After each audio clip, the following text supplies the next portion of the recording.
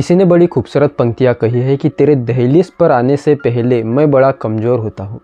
तेरे दहलीज पर आने से पहले मैं बड़ा कमज़ोर होता हूँ, तेरे दहलीज को छूते ही मैं कुछ और बन जाता हूँ। नमस्कार दोस्तों, एक बहुत छोटी सी कहानी बताना चाहता हूँ जो भगवान से शिकायत करते हैं। जो लोग कहते हैं कि मैं भगवान से ये चाहता हूँ पर भगवान ना जाने क्या चाहते हैं।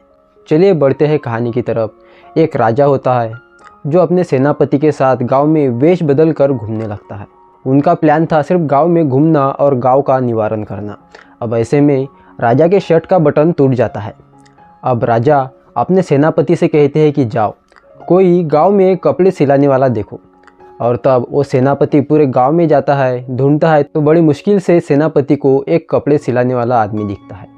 अब सेनापति उस कपड़े सिलाने वाले आदमी के पास जाता है और उनसे कहता है कि मेरे बात को ध्यान से सुनो, तुम्हारे यहाँ पर हमारे राजा आने वाले हैं।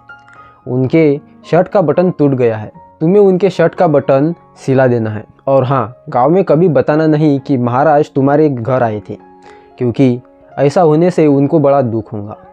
तो ऐसे में वो जो आदमी होता है टेलर काम करने वाला, वो उनसे कहता है कि कोई बात नहीं, आप महाराज को बुला सकते हैं, मैं उनके शर्ट का बटन लगा दूंगा। तब राजा उनके पास आते हैं और उनके पास शर्ट का बटन होता है। तो इस आदमी को सिर्फ उनको धागे लगाने होते हैं। तो ऐसे में वो आदमी महाराज के शर्ट का बटन सिला देता है और तब महाराज उनकी उस बात पर बहुत खुश हो जाते हैं।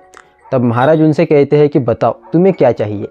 तब ये आदमी, ये टेलर काम करने वाला, बहुत सोचता है कि मैं महाराज से अगर 2 रुपये मांगूंगा तो महाराज कहेंगे कि तुम तो सबों से 2 रुपये ही लेते होंगे, और उस ज़माने में 2 रुपये की कीमत बहुत थी। तब वो और सोचता है कि महाराज से मैं कुछ कम पैसे मांगूंगा तो महाराज कहेंगे कि मुझसे सिर्फ इतने की मांग कर रहा है। तो इस आदमी का फ्यूज़ उड़ जाता है, ये सोच में गिर जाता है कि मैं क्या करूं। तो यहाँ से इसके सोच बंद हो जाती है, ये कुछ भी नहीं सोच पाता। तो वो सारी बातें महाराज को बताता है। वो महाराज से कहता है कि महाराज, आपको जो देना है आप आपके तरफ से दे सकते हैं, मुझे तो वैसे कुछ भी नहीं चाहिए। तब महाराज बड़े सोच में गिरते हैं, तो इसने तो पगड़ी पलटा दी, इसने तो सब कुछ मेरे पे लौट दिया। तो महाराज कहते हैं कोई नहीं, तुम मेरे 2 गाँव ले लो। तो दोस्तों, एक कहानी तो यहीं पर ख़त्म होती है, पर इस कहानी से हमें एक सार मिलता है। सार ऐसा है कि ये आदमी कहाँ 2 रुपये मांगने वाला होता है और उसे कहाँ 2 गाँव मिल जाते हैं। दोस्तों, हमारी किस्मत भी ऐसी ही होती है, कब हमारे जीवन के दरवाजे को खटखटाए, कब हमारे नसीब के दरवाजे को खटखटाए कहते नहीं आता, कब हमारा नसीब खुल जाए कुछ कहते नहीं आता। और ये सब भगवान की ही देन है। इसीलिए हमेशा अपने कर्म करते रहिए, जब आपकी किस्मत की बारी आएंगी तो वो अपने आप ही खुल जाएंगी। उम्मीद करता हूँ दोस्तों आपको ये कहानी पसंद आई होंगी, और ऐसे वीडियोस देखने के लिए चैनल को सब्सक्राइब जरूर करें।